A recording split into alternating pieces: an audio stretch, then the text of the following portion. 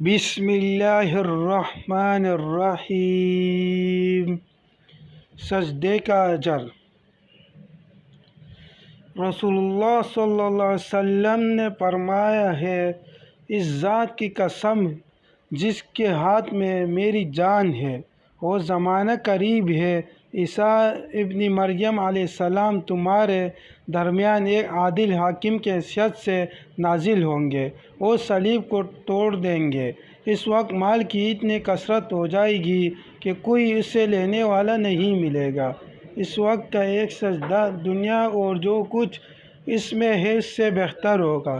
بخاری 340۔ دعاؤں کا طلبگار مومن گل پٹھان۔